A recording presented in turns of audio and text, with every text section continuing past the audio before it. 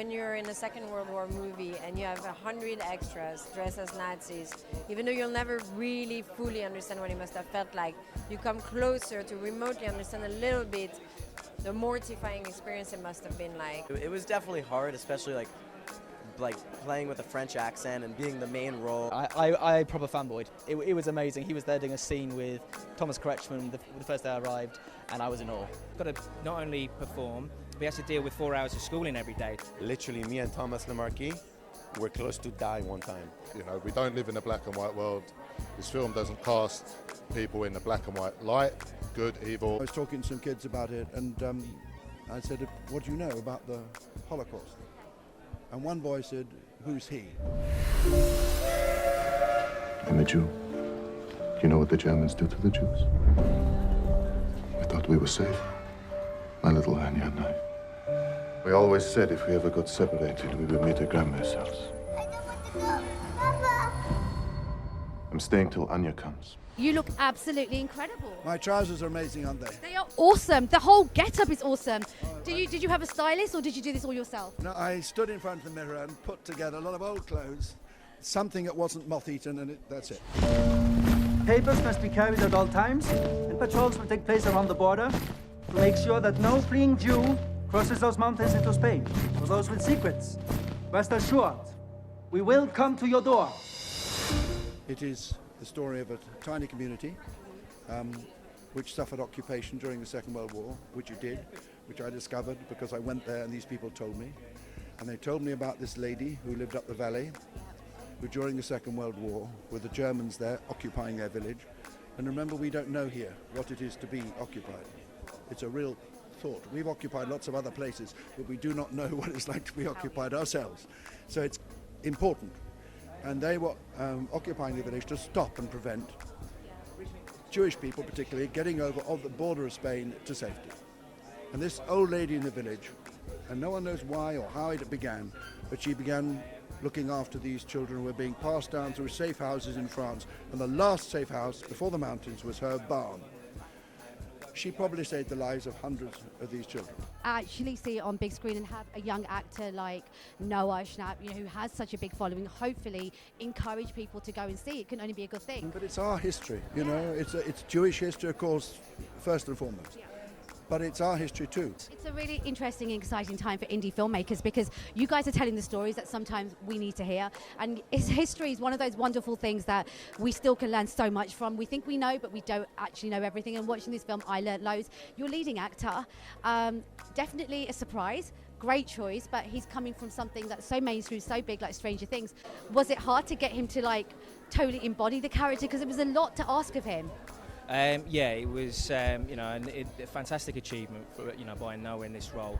As you said, yeah, we wanted to make this film that's accessible to a young audience. And Noah, from his success in Stranger Things and his massive fan base, we're hoping that he, it does open it up to a young audience that aren't necessarily familiar with this sort of dark chapter of European history. Not a lot of people realise as well when you've got a young actor in this lead role, a kid who's in 95% of the scenes, who has to, he's got to not only perform, but he has to deal with 4 hours of schooling every day. So his time on camera is so sort of limited that he's under extra pressure, and he did an incredible job. Your leading man is right over there. Yeah. Were you a fan of Stranger Things? Huge fan. Okay, so did you turn up on set? Because I know writers don't normally turn up on set, but did you turn up on set and did you have the moment of okay, mate, Noah, sit down, I need to talk to you about season 4? Yeah, I proper fanboyed. It was amazing. He was there doing a scene with Thomas Kretschmann the first day I arrived, and I was in awe. The whole cast is incredibly talented. I was so lucky. Did he tell you anything about season 4? No, sadly not. Lie, you hesitated. You're a monster! How exciting, how challenging, and how also personal, because I know you're Jewish.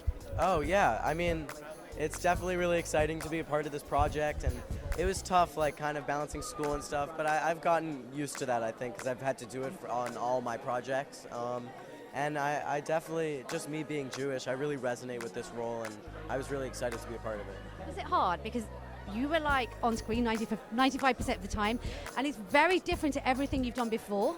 Yeah, it's definitely something new, stepping out of my comfort zone, and I was just really excited to do it. It was definitely hard, especially like playing with a French accent and being the main role, but I was excited about it. Getting used to dressing up and going back in time, right? Yeah, I mean, I feel like I've done so many period pieces. I'm used to it now. The season 4's wrapped. Your character's always pretty awesome and always kind of a bit of a mystery. Tell me he's going to find love, something exciting is going to happen for him. I mean, I can't say much, but I hope for Will's sake that he kind of grows up and gets out of his shell a little bit. But I don't know. I've got to also say, like, you guys have, all of you, become overnight superstars, and you have millions and millions of followers, but people follow everything you do, good, bad, and have an opinion. You seem to take it in like such a chill way. How the hell does it feel like whatever you post, everybody is viewing, has an opinion? I mean, yeah, you're right. I kind of just like, I like to like be casual about it and not be too like fake on Instagram or anything. But it's definitely, it can be crazy to think that like 15 million people follow me and like watch what I do, but it's crazy for sure, but I'm just really grateful for it all. What was it like to be in this location and shooting such a historical film that was going to tell such an important story? It was an incredible cast because I think, yes, there was that. I think it was multi-generational, right? Am I saying the right word? No, I agree. Age, absolutely. Look, you've got this kid here who's like, Noah's like 15. He was no longer a kid. He was more a kid. On the movie, he was still a kid. Now he's starting to turn into a full-blown little man. How important is it for all of us to go and see this film and actually, like, think we know, but I know there was loads of stuff I learnt when I watched it? It's incredibly important.